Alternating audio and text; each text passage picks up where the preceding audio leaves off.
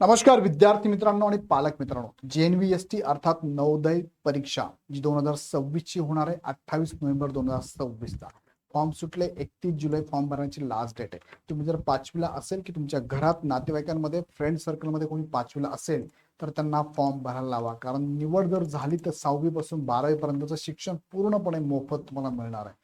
तो यामधला एक महत्वाचा प्रश्न आहे कागदपत्रांचा. फॉर्म भरत असताना काळजी काय घ्यायची आणि कोणकोणती डॉक्युमेंट्स लागतात. फॉर्म भरण्याच्या अगोदर हे सगळे डॉक्युमेंट तुम्ही जमा करा, स्वतःजवळ बाळगा आणि मग फॉर्म भरायला हरकत नाही. चला वन बाय वन आपण बघूया. आपण तत्पूर्वी इग्नाइट पाठशालाकडनं तुमच्यासाठी आपण बॅचेस चालू केलेल्या आहेत. त्यामध्ये नवोदयची बॅच आहे जी आपली चालू होते बघा 25 जुलैला. 2499 फी आहे. आता लगेच जॉईन करा, कारण नंतर फी वाढणारी आहे. स्कॉलरशिपची बॅच पण आहे. 7वी स्कॉलरशिप 4थी स्कॉलरशिप दोघे बॅचेस 25 जुलैला चालू होणार आहे.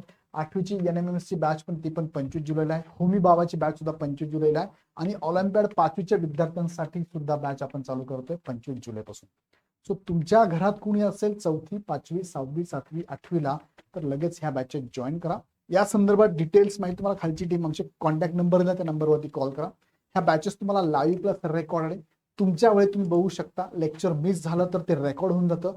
रेकॉर्डेड लेक्चर किती वेळेस पाहू शकता, स्पीड करून स्लो करून अगदी स्टॉप करून पण पाहू शकता. PDF स्वरूपातल्या नोट्स आहे. घरपोच तुम्हाला स्टडी मटेरियल पण अवेलेबल आहे. सो लगेच बॅच जॉईन करा. बॅच जॉईन करण्यासाठी खाली डिस्क्रिप्शन लिंक दिली आहे, लिंकवर क्लिक करा आणि जॉईन करा. आता बघा, महत्वाचे कागदपत्र. पहिले तुमचं विद्यार्थ्याचं आधार कार्ड असणं गरजेचं आहे. आधार कार्ड असेल तरच नवोदयचा फॉर्म भरता येतो, अन्यथा भरता येत नाही. आणि विद्यार्थ्याच्या आधार कार्डावरच फॉर्म भरता येतो, कुणाच्याही आधार कार्डवरती फॉर्म भरता येत नाही. दुसरा मुद्दा, विद्यार्थ्याचे पासपोर्ट फोटो तुम्हाला अपलोड करावे लागतात. त्यामुळे एक पासपोर्ट फोटो तुमच्याकडे असावा, जो की फोटोकॉपी असावी. हार्ड कॉपी नकोय तुम्हाला. फोटो मोबाईलमध्ये घ्या किंवा सोशल मीडियामध्ये ऍपद्वारे तुम्ही घेऊ शकता फोटो. त्यानंतर विद्यार्थ्याची सही एका व्हाईट पेजवरती एक तर ब्लॅक किंवा ब्ल्यू पेननी तुम्ही ही सही करू शकता. ती तुम्हाला फोटो काढून घ्यायचा आहे, तो सुद्धा अपलोड करायचा आहे तुम्हाला. त्यानंतर पालकाची सही सुद्धा सेम तुम्हाला व्हाईट पेज लागणार आहे. ब्ल्यू किंवा ब्लॅक पेनने साईन करायची आहे, त्याचा फोटो काढायचा आहे आणि फॉर्म भरताना अपलोड करायचा आहे. त्यानंतर कास्ट सर्टिफिकेट बघा, सेंट्रलचं की स्टेटचं. सेंट्रलचं लागते कुणाला, फक्त ओबीसीला लागतं. आता ओबीसीचं सेंट्रलचं जे सर्टिफिकेट आहे त्याची कॉपी सुद्धा त्यांनी ऍड मध्ये दाखवलेली आहे. तसं सेंट्रलचं काढायचं आहे, स्टेटचं चालणार नाही. दुसरं, ओबीसी मध्ये कोण कोण मोडतं, तर ओबीसी हे सेंट्रलचं सर्टिफिकेट कोण कोण काढू शकतं, ज्यांचं महाराष्ट्रामध्ये ओबीसी आहे, ज्यांचं SBC आहे किंवा NT विजय NT अ असेल, ब असेल, क असेल, ड असेल, तर हे सर्व उमेदवार महाराष्ट्रातले यांना ओबीसी सेंट्रलचं लागेल. बाकी SCचं तुम्हाला स्टेटचं चालतंय किंवा सेंट्रलचं चालतंय. STला सुद्धा स्टेट सेंटर चालतंय. अजून दुसरं आहे EWS, हे सुद्धा तुम्हाला स्टेटचं किंवा सेंट्रलचं, हे सुद्धा तुम्हाला सेंट्रलचं काढणं गरजेचं आहे. बघा, 2 डॉक्युमेंट तुम्हाला सांगितले, ओबीसी आणि EWS सेंट्रलचं लागेल. SC ST ला मात्र तुमचं स्टेटचं असेल तरी तुम्हाला इथे चालू शकणार आहे. ओके. सो कास्ट सर्टिफिकेट लक्षात घ्या. नंतर मोबाईल नंबर, चालू मोबाईल नंबर लागेल. ज्या आधार कार्डला तो लिंक केलेला आहे तोच मोबाईल नंबर लागेल, कारण त्याला OTP येतो. आता इथे लक्षात घ्या, ईमेल ID सुद्धा चालू असावं लागेल. चालू ईमेल ID एकदा चेक करून घ्या. आणि तुमचा मुलगा जर दिव्यांग असाल तर दिव्यांगाचं सर्टिफिकेट तुमच्याकडे असणं गरजेचं आहे. अपलोड भले करायचं नाही, पण दिव्यांगत्व असणारं परमनंटचं सर्टिफिकेट तुमच्याकडे असणं गरजेचं आहे. काही फोटो मी तुम्हाला दाखवतो बघा. जसं की तुम्हाला इथे कॅटेगरीतनं फॉर्म भरता असताना किती गाडी इथे ऑप्शन मध्ये दिले बघा. जनरल, ज्याला आपण काय म्हणतो अनरिझर्व म्हणतो आपण त्याला, किंवा याला आपण ओपन पण होऊ शकतो. तुमच्याकडे जर कोणतंच कॅटेगरी सर्टिफिकेट नसेल तर तुम्ही ओपन मधनं फॉर्म भरू शकतात. पण तुमच्याकडे जर SC आणि STचं स्टेटचं चालतंय, स्टेटचं जर सर्टिफिकेट असेल तुम्ही फॉर्म भरू शकता.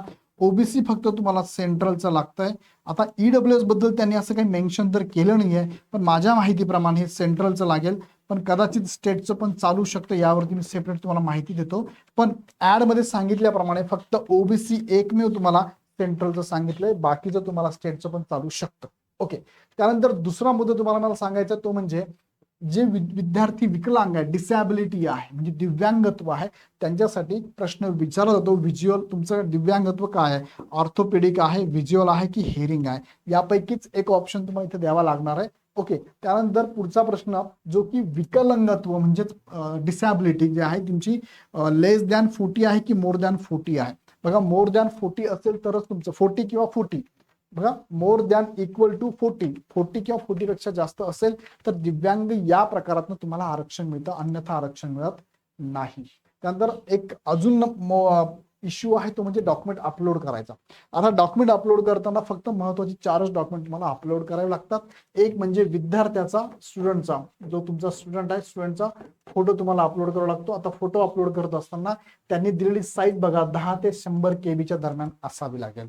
त्यानंतर तुम्हाला विद्यार्थ्याचं साईन अपलोड करायचंय बघा, स्टुडंट साईन इथे स्टुडंटचं साईन सुद्धा तुम्हाला 10 ते 100 KB दरम्यान असावं. त्यानंतर आई किंवा वडील दोघांपैकी एकाची इथे साईन अपलोड करावं लागते बघा. पालक म्हणूया, आपण पॅरेंट म्हणूया, पॅरेंटचे साईन इथे अपलोड करावं लागते. आणि इथे तुम्ही ज्या कॅटेगरीतून भरतात, ओपन मधून भरला तर अपलोड करायची गरज नाहीये, मात्र कॅटेगरीतून जर भरला तर कॅटेगरी सर्टिफिकेट तुम्हाला इथे अपलोड करावी लागतात. हे 4च डॉक्युमेंट तुम्हाला अपलोड करावे लागतात. तुम्ही यापैकी ज्या कॅटेगरीतनं बिलॉंग करतात तेच एक वाढते, बाकीचे हे सगळ्यांना कॉमन आहे या 3 गोष्टी. सो हे डॉक्युमेंट तुम्ही जमा करून ठेवा. हे सगळे डॉक्युमेंट फॉर्म भरताना लागतो. आणि फॉर्म भरण्याच्या प्रोसेसचा व्हिडिओ ऑलरेडी घेतलेला आहे, बघितला नसेल तर बघून घ्या. त्यामध्ये डिटेलमध्ये आम्ही माहिती दिली आहे कसा फॉर्म भरायचा आहे. त्यात अजून काही शंका असेल तर मला कमेंट बॉक्समध्ये टाका. आणि परत जाताना एकदा सांगू इच्छितो की इग्नाइट अकॅडमीकडनं हे तुम्हाला ही सिरीज चालू आहे, ही जर आवडत असेल तुम्हाला तर लाईक करा, कमेंट करा, शेअर करा, सबस्क्राईब करा. आणि सबस्क्राईब कमेंटच्या शेजारी हाईप नावाचा ऑप्शन आहे, तो सुद्धा हाईप करून टाका. अधिक माहितीसाठी तुम्ही आमच्या नंबरला कॉल करू शकता. हा आमचा हेल्पलाईन नंबर आहे. ह्या बॅचेस आपल्या चालू झालेल्या आहे. 4वी 7वी स्कॉलरशिप, नवोदय असेल किंवा NMS असेल किंवा होमी बाबा आणि ऑलिम्पियाडच्या, याची अधिक माहिती घेण्यासाठी ह्या नंबरला तुम्ही कॉल करू शकता. अदरवाईज खाली डिस्क्रिप्शन मध्ये ऍपची लिंक दिली आहे, प्ले स्टोअरवरून ऍप डाउनलोड करा आणि ती बॅच लगेच जॉईन करा. पुढे आवडलं तर लाईक करा. अजून पुढचे व्हिडिओ बघण्यासाठी चॅनल सबस्क्राईब करून बेल आयकॉन क्लिक करा. पुन्हा व्हिडिओ आपण नेक्स्ट व्हिडिओमध्ये. धन्यवाद.